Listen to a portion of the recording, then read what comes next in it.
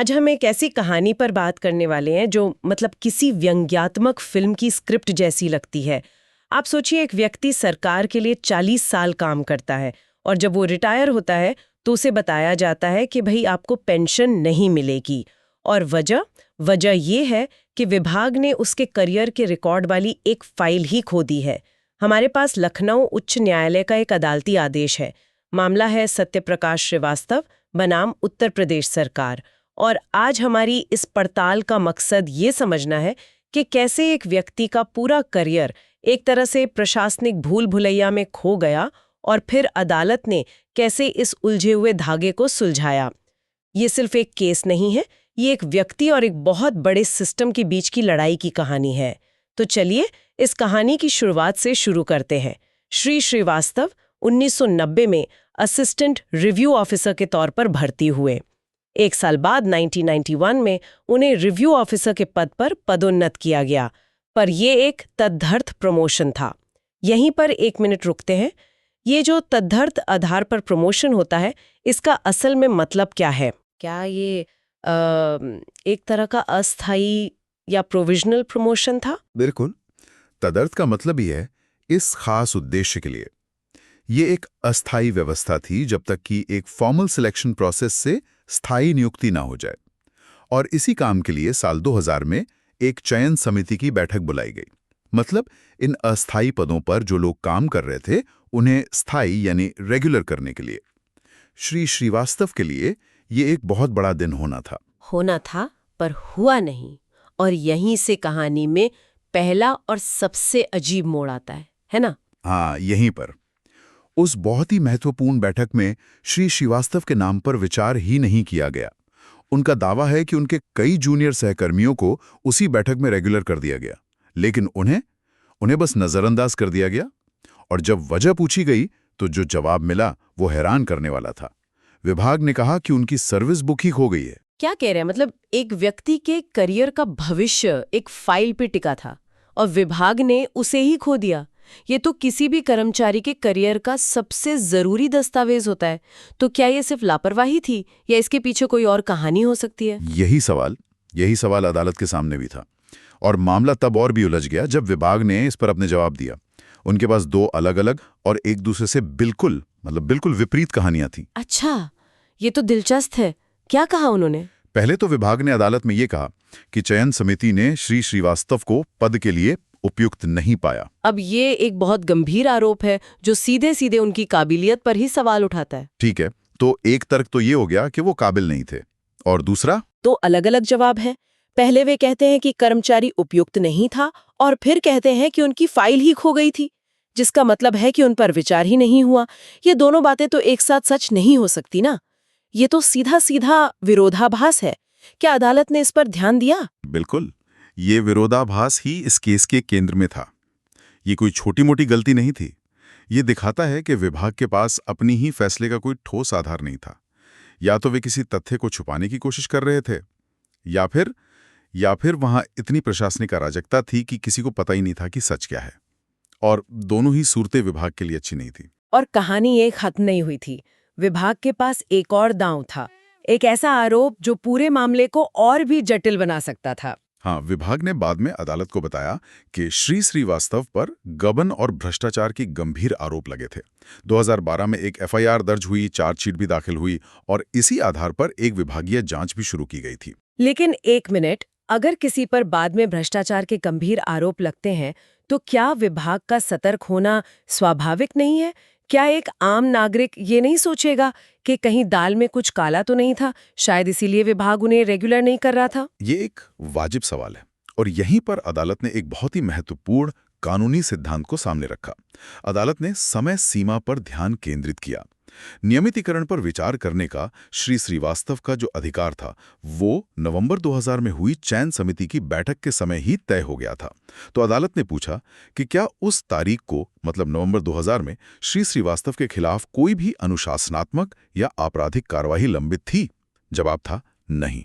मतलब जो आरोप एक दशक बाद लगे, उनका इस्तेमाल 2000 में लिए जाने वाले फैसले को सही या गलत ठहराने के लिए नहीं किया जा सकता। बिल्कुल सही। न्याय को समय के उस बिंदु पर देखा जाना चाहिए जब निर्णय लिया जाना था। भ्रष्टाचार के आरोप जो सालों बाद लगे, उन्हें टाइम मशीन में बैठकर 2000 के फैसले को प्रभावित करने की इजाजत नहीं दी जा सकती। इसे कानून की भाषा में भविष्यलक्षी मतलब प्रोस्पेक्टिव बनाम भूतलक्षी रिट्रोस्पेक्टिव प्रभाव कहते हैं। आप बाद की घटनाओं के आधार पर अतीत के फैसलों को नहीं बदल सकते, खासकर जब किसी व्यक्ति के अधिकार दांव पर हों। ये निष्पक्षता के लिए बहुत जरूरी है। तो अदालत ने 2000 की बैठक वाले मुद्दे को तो सुलझा दिया, लेकिन विभाग के पास पेंशन रोकने के लिए एक और तर्क था, वो 2 गैप पीरियड जिनका उन्होंने इस्तेमाल किया। चलिए उस पर आते हैं, क्योंकि वहां भी मामला काफी दिलचस्प है। हाँ, तो विभाग का जो मुख्य तर्क था वो ये था कि श्री श्रीवास्तव ने पेंशन के लिए जरूरी 10 साल की अर्हकारी सेवा मतलब क्वालिफाइंग सर्विस पूरी नहीं की है। अर्हकारी सेवा से क्या मतलब है? क्या इसका मतलब ये है कि पेंशन पाने के लिए आपको कम से कम कुछ साल लगातार काम करना पड़ता है? हाँ, सरल शब्दों में यही मतलब है। नियमों के अनुसार पेंशन लाभ के लिए एक न्यूनतम सेवा अवधि होती है जो आपको पूरी करनी होती है। विभाग ने कहा कि श्री श्रीवास्तव की कुल सेवा में से 2 अवधियों को हटा दिया जाना चाहिए, जिससे उनकी सेवा 10 साल से कम हो जाएगी। पहली अवधि थी 1999 से 2004 तक की, जिस दौरान उनकी सर्विस बुक गायब थी। ये तो वही बात हो गई, विभाग पहले फाइल खोदे और फिर कहे कि चूंकि उस दौरान का रिकॉर्ड नहीं है, इसलिए हम उस समय को आपकी नौकरी में नहीं गिनेंगे। ये तो अपनी ही गलती का फायदा उठाने जैसा है। और अदालत ने भी ठीक यही कहा। अदालत का रुख बिल्कुल स्पष्ट था।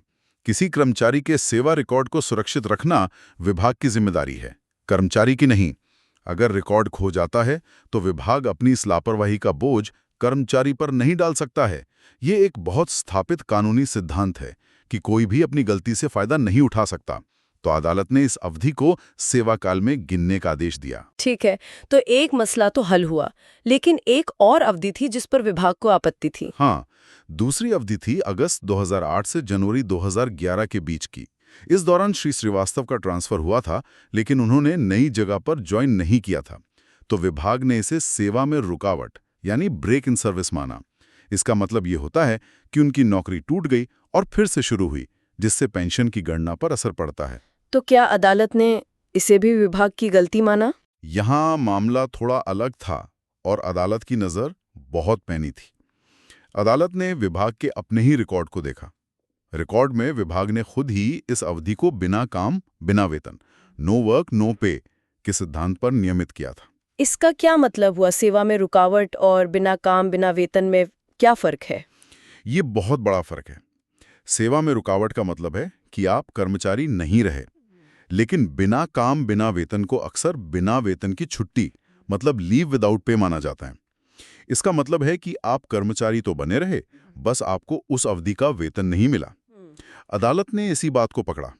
अदालत ने कहा कि जब विभाग ने खुद इसे ब्रेक नहीं माना, तो अब वे पेंशन की गणना के लिए इसे ब्रेक कैसे कह सकते हैं?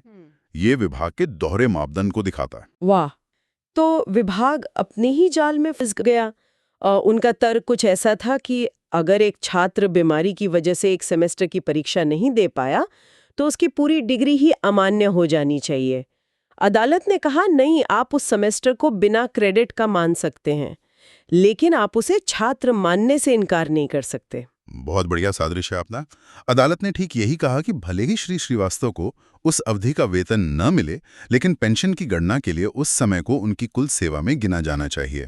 तो इन सभी तर्कों के बाद जब धूल बैठी, तो अदालत का अंतिम फैसला क्या था? उन्होंने सिर्फ एक फैसला सुनाया या कुछ और भी किया? मैंने अदालती आदेश में परमादेश रिट ऑफ मैंडेमस जैसे शब्द देखे हैं। ये क्या है और ये एक सामान्य आदेश से अलग कैसे है? ये एक बहुत महत्वपूर्ण सवाल है। अदालत ने सिर्फ एक फैसला नहीं सुनाया, उन्होंने परमादेश रिट जारी की। परमादेश का शाब्दिक अर्थ है हम आदेश देते हैं। यह उच्च न्यायालय का एक असाधारण अधिकार है, जिसके जरिए वो किसी भी सरकारी अधिकारी या संस्था को वो काम करने के लिए मजबूर कर सकता है जो कानूनी तौर पर उनकी जिम्मेदारी है और जिसे वे करने में विफल रहे हैं। ये सिर्फ एक सुझाव नहीं, बल्कि एक बाध्यकारी निर्देश है, जिसे ना मानना अदालत की अवमानना होगी। यानी ये अदालत का कहने का तरीका है कि अब और बहाने नहीं चलेंगे, ये काम आपको करना ही होगा। बिल्कुल। इस रेट के माध्यम से अदालत ने विभाग के उन सभी आदेशों को रद्द कर दिया जिनमें श्री श्रीवास्तव को लाभ देने से मना किया गया था, और उन्होंने 3 स्पष्ट निर्देश दिए।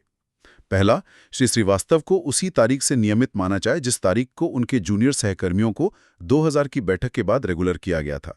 दूसरा, उनके पूरे सेवा काल को पेंशन के लिए अर्हकारी सेवा मानते हुए उन्हें सभी पेंशन संबंधी लाभ बकाया राशि के साथ दिए जाएं।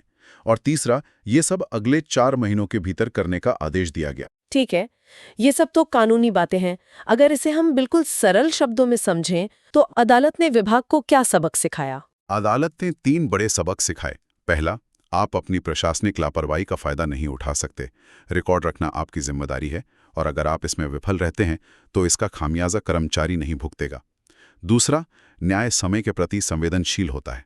आप सालों बाद सामने आए तथ्यों के आधार पर अतीत के फैसलों का बचाव नहीं कर सकते। और तीसरा, प्रक्रियात्मक न्याय मतलब प्रोसीजरल जस्टिस सर्वोपरि है।